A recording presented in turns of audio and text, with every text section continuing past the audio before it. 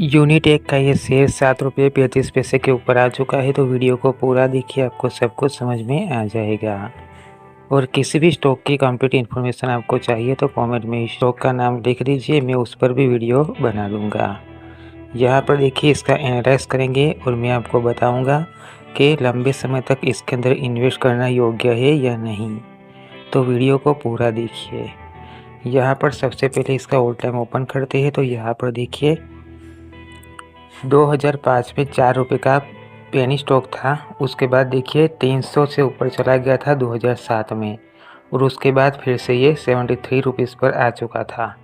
यहाँ पर देखिए ये जो 73 रुपीज़ पर 2009 में आ चुका था, उसके बाद देखिए 21 रुपये पर 2012 में आ चुका था। उसके बाद ये पेनी स्टॉक ही रहा है इतने साल तक। फिर से इसकी प्राइस 100 तक भी नहीं पहुंची है। तो यहाँ पर ये बात समझना ज़रूरी है, यहाँ पर बहुत तेज़ी से प्राइस बढ़ी थी और उसके बाद कम हो गई, लेकिन ये लंबे समय से पेनी स्टॉक ही है। 330 से ये गिरकर पेनी स्टॉक बना है। तो यहाँ पर समझना ज़रूरी है कि इसका फंडामेंटल कैसा है। तो सबसे पहले इसका वॉल्यूम को चेक करें। तो वॉल्यूम अभी तो कंप्लीट है, लेकिन इसका जो ये फंडामेंटल है उसको अगर देखें तो देखिए इसकी मार्केट कैप, ये मार्केट कैप के हिसाब से कंप्लीट लग रहा है, लेकिन पी रेशियो नेगेटिव है।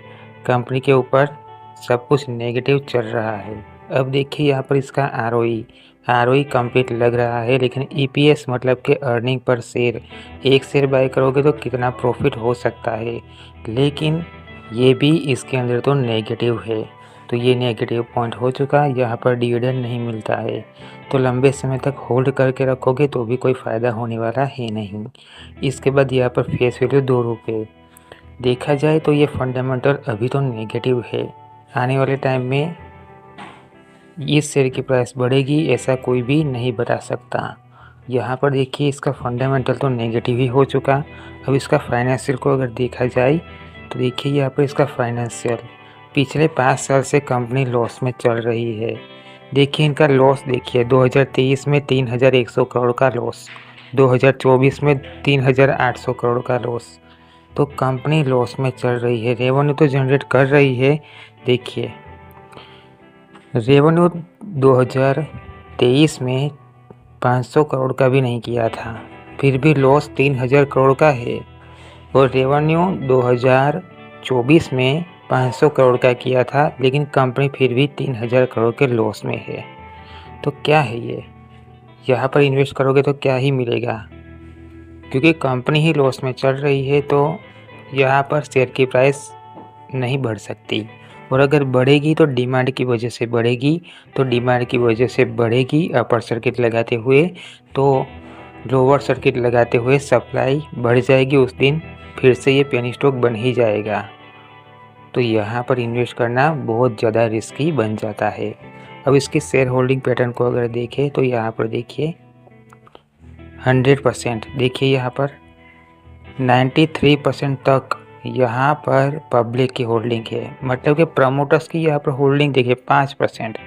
मतलब कि अगर कंपनी इतनी ही कंप्लीट चलती होती, कंपनी आने वाले टाइम में ये शेयर की प्राइस बहुत बढ़ने वाली होती, तो प्रमोटर्स अपनी होल्डिंग को सेल ही क्यों करते।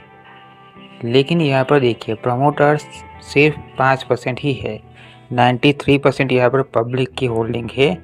मतलब क्या है कि अगर लॉस होगा तो किसको होगा, पब्लिक को होगा। यहाँ पर DII की थोड़ी सी इन्वेस्टमेंट है 1% की, यहाँ पर FII की भी है 0.79% की। और यहाँ पर म्यूचुअल फंड की अगर देखें तो 0.01, ये तो कुछ भी नहीं है। तो यहाँ पर शेयर होल्डिंग पैटर्न को अगर देखें तो ये नेगेटिव पॉइंट निकल के आता है। देखिए अभी इसका फंडामेंटल कंप्लीट नहीं है, फाइनेंशियल कंप्लीट नहीं है। कंपनी 5 साल से लगातार लॉस में है। जितना कंपनी ने रेवेन्यू जनरेट किया है उससे कहीं ज़्यादा तो यहाँ पर लॉस ही इस कंपनी ने किया है। तो ये स्टॉक की प्राइस फिर से 300 तक कभी नहीं जा सकती।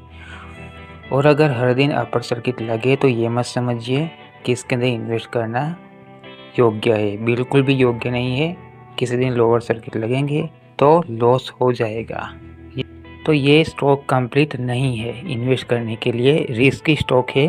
फिर भी अगर इसके अंदर इन्वेस्ट करना है तो अपने रिस्क पर कर सकते हैं। ये वीडियो एजुकेशन पर्पस के लिए है। जो सही इन्फॉर्मेशन थी वो मैंने आपको बताई है।